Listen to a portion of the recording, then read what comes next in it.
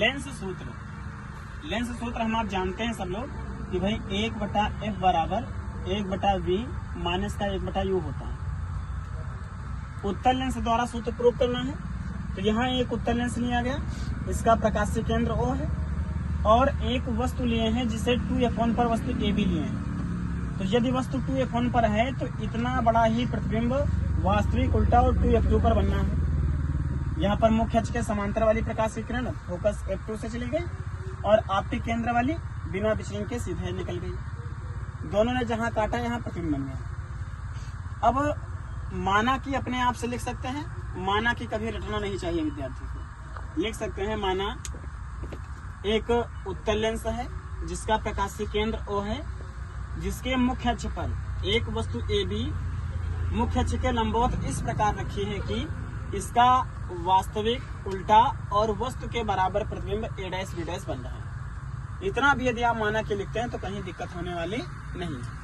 अब एक बार ध्यान दें तो त्रिभुज ABO और त्रिभुज A', B' में एक तो ये कोण A और दूसरा ये कोण A', ये दोनों 90 अंश के हैं, समकोण है।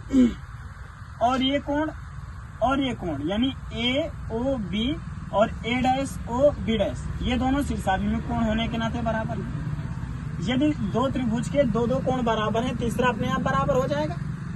तो ये दोनों त्रिभुज एंगल AOB और A', B' एंगल समरूपता से दोनों समरूप हो जाएंगे। तो यदि दोनों त्रिभुज समरूप हैं तो समरूप त्रिभुज के संगत भुजा का अनुपात बराबर होता है, यानी AB बटा A', B', क्योंकि AB की संगत भुजा A', B' है। फिर OA बटा OA', यानी AB बटा A', B', OA बटा OA', ये दोनों बराबर मान लिया गया समीकरण 1 से। इनको क्यों ऐसा लिखा गया? क्योंकि ABO और A', को समरूप सिद्ध किया गया है। अब दूसरा त्रिभुज है OPF2, A', B'। इसमें भी कोण O और कोण A' 90 अंश है। ये दोनों कोण शीर्षाभिमुख है। तो यहाँ हम लिख सकते हैं इसी प्रकार ये दोनों त्रिभुज समरूप होंगे उपरोक्त के आधार पर। ऐसा है तो इनकी संगत भुजा यानी OP बटा A', B' और OF2 बटे का A', ये दोनों बराबर होंगी।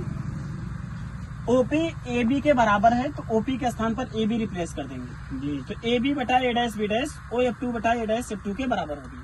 अब समीकरण 1 व समीकरण 2 में AB बटा A', B' दोनों का मान है तो दोनों दायां पक्ष बराबर होगा, यानी OA बटा OA' बराबर आएगा OF2 बटा A', के।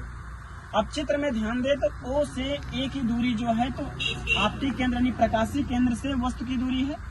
वस्तु की दूरी को U से दर्शाते हैं, आपतित किरण की विपरीत दिशा में, इसलिए -U से दर्शाएंगे। OA' जो है आपके प्रतिबिंब की दूरी है और आपतित किरण की दिशा में, इसलिए प्लस लिखेंगे। OF2 माने फोकस दूरी है और आपतित किरण की दिशा में, इसलिए प्लस लिखेंगे। यहाँ पर ध्यान दे जो ये OA बटा OA', OF2 बटा A', आया है तो A', के लिए अपना कोई मान नहीं है तो A', को चेंज कर लेंगे OA' में से OF2 घटा दें तो A', आ जाएगा। तो A', के स्थान पर OA' माइनस का OF2 लिख दिए, यहाँ पर लगा दिए कारण। अब OA का मान माइनस का U OA', B OF2, F OA', B और OF2 माइनस से करते हैं।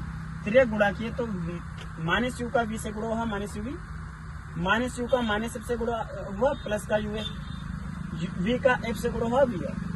अब UV को इधर ले जा रहे हैं और VF को इधर ला रहे हैं। UV को उधर ले जाएंगे तो प्लस का UV होगा, UF यहाँ पहले से है, VF लाएंगे माइनस का VF होगा। अब दोनों पक्षों में UVF से भाग दे दें तो UV से UV कटेगा, यानी 1/F आएगा। UF से 1/ये UVF होगा तो UF कट जाए, यानी 1/V आएगा। VF कटेगा तो 1/U आएगा। इस प्रकार से 1/F बराबर 1/V माइनस का 1/U आएगा। यानी सिर्फ और सिर्फ वर्किंग स्टेप याद रखना है। त्रिभुज ABO, A', B', O इनको समरूप सिद्ध करना है, इनकी संगत भुजाओं का अनुपात बराबर लेना है। फिर OPF2, A', B', F2 समरूप सिद्ध करना है, संगत भुजाओं का अनुपात बराबर लेना है। दोनों को तुलना करके एक नई समीकरण बनानी है। उस नई समीकरण में जो दूरियां हम आपको UVF के पदों में प्राप्त हैं उनको वैसे रहने देना है, जो नहीं प्राप्त है उसको UVF के पदों में एडजस्ट कर लेना है। UVF के पदों में मान रखेंगे, तिर्यक गुणा कर देंगे और अंत में UVF से भाग देना पड़ेगा। आपका लेंस सूत्र 1/F बराबर 1/V माइनस का 1/U आ जाएगा।